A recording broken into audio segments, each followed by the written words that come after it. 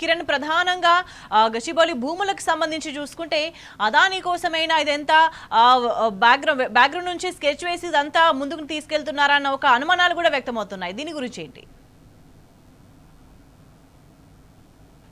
ఖచ్చితంగా ఈ భూములన్నింటినీ అమ్మి కూడా ఢిల్లీకి పంపించేందుకు, నిధులు పంపించేందుకు, బ్యాగులు పంపించేందుకు కూడా ప్రణాళికలు అయితే చేస్తున్నట్టుగా తెలుస్తుంది. ఈ 400 ఎకరాల భూమిని గత ప్రభుత్వం ఏమాత్రం కూడా దీని మీద కన్నేయలేదు.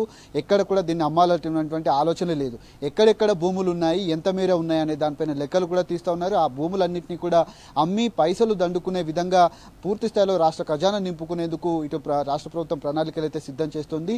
గతంలో ఎల్ఆర్ఎస్ కావచ్చు, ఇప్పుడు ఉన్నటువంటి భూముల వ్యవహారం కావచ్చు, ఏదైతే 16వ తారీఖు మధ్యాహ్నం 3 గంటల వరకు ఈ భూములు ఏవైతే ఉన్నాయో వాటికి సంబంధించినటువంటి బిడ్డింగ్ వేయాలంటూ కూడా ఇప్పటికే దరఖాస్తులను కూడా కోరుతున్నటువంటి నేపథ్యంలో ఆ యాక్షన్ కూడా మొదలవుతున్నటువంటి పరిస్థితి కనబడుతుంది. దాదాపు 20,000 కోట్లు ఖజానా నింపుకునేందుకు రాష్ట్ర ప్రభుత్వం ప్రణాళికలు అయితే సిద్ధం చేస్తుంది.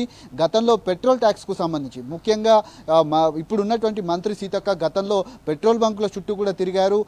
ఉన్నటువంటి పెట్రోల్ ట్యాక్స్లు ఏవైతే వాటి అన్నింటినీ కూడా తగ్గించాలని కూడా కోరారు. 15 నెలలు గడుస్తున్నప్పటికీ కూడా పెట్రోల్ పైన ఏమాత్రం కూడా ఈ దానిపైన ఏదైతే తగ్గించేటువంటి ప్రణాళికలు కూడా చేయట్లేదు, ఆ ఆలోచన కూడా చేయట్లేదు. ఇక అంతేకాకుండా గ్యాస్కు సంబంధించినటువంటి సబ్సిడీ ఎత్తివేయటం కావచ్చు, ఉచితంగా 200 యూనిట్ల వరకు ఉన్నటువంటి కరెంటు ఉత్పత్తి ఏదైతే కరెంటు సరఫరా ఏదైతే ఉందో దాన్ని కూడా పూర్తిగా ఎత్తివేసేటువంటి అవకాశాలు అయితే మనకు కనిపిస్తూ ఉన్నాయి. ఇప్పటికే కాంగ్రెస్ ప్రభుత్వం ఉన్నటువంటి రాష్ట్రాలు ఏవైతే ఉన్నాయో అటు కర్ణాటక కావచ్చు, హిమాచల్ ప్రదేశ్ కావచ్చు, అక్కడ కూడా చాలా వరకు హుండీ ఆదాయానికి పైన కూడా సెస్లు వేస్తున్నటువంటి పరిస్థితి అయితే ఉంది.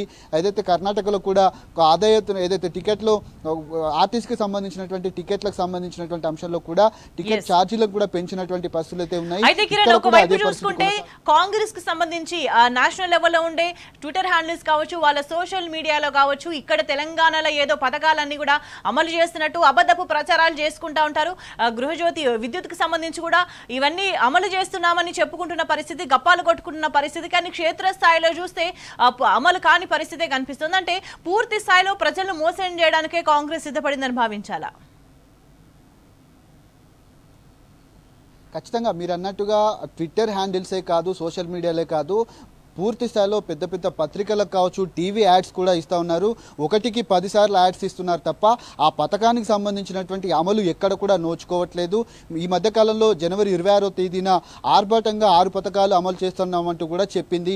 రైతు రుణమాఫీ కావచ్చు, రైతు భరోసా కావచ్చు, ఇందిరమ్మ ఆత్మీయ భరోసా కావచ్చు, ఇందిరమ్మ ఇండ్లు కావచ్చు, ఇవేవి కూడా పూర్తి స్థాయిలో ఎవరికి కూడా రాలేదు.